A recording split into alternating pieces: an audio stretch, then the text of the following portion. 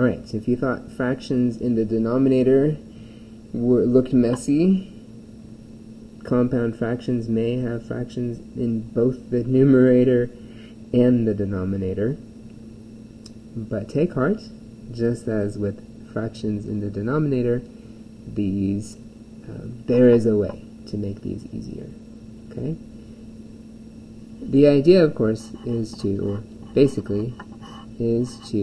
get it down to a single fraction in the top and the bottom, because then you can simply say this is the numerator times the reciprocal of the denominator, what we did before.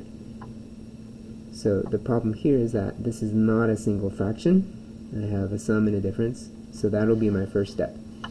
Alright, so these, break it apart. Take one piece at a time. I'm going to take the numerator first and combine these into one fraction, which means I need a common denominator.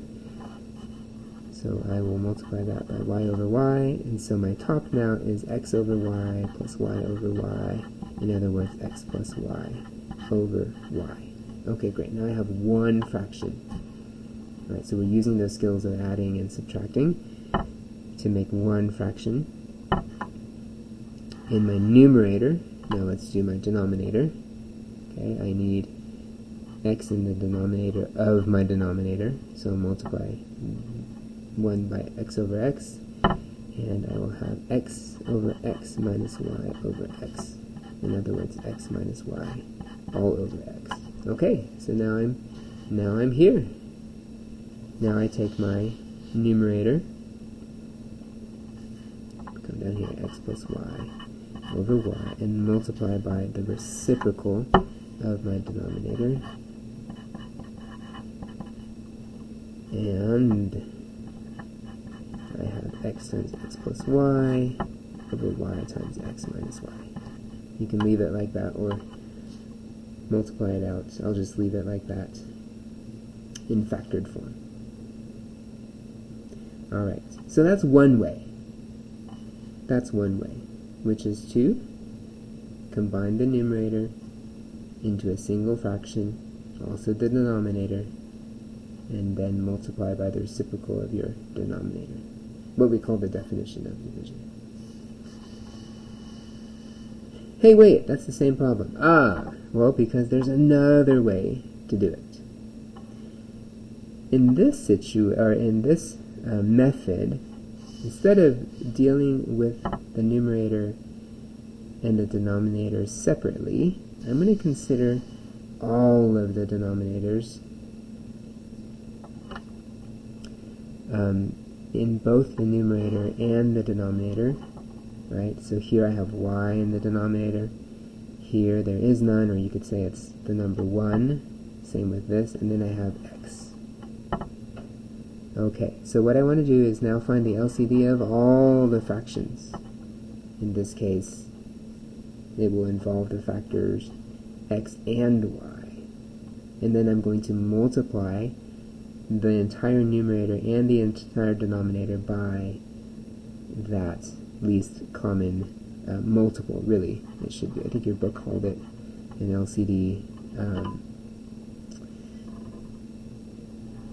But since we're going to use it in both places, it is really we're working just with the least common multiple. Alright, and so what that looks like is this. I'm going to multiply this whole fraction.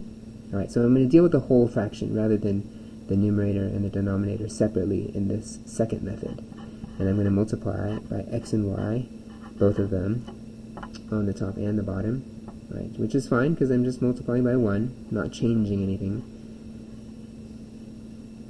So I'm going to take this and multiply by xy, and that will give me x times xy, and you could say x squared y, or you could cancel out right away, it doesn't matter. But that's xy times x over y plus 1 times xy.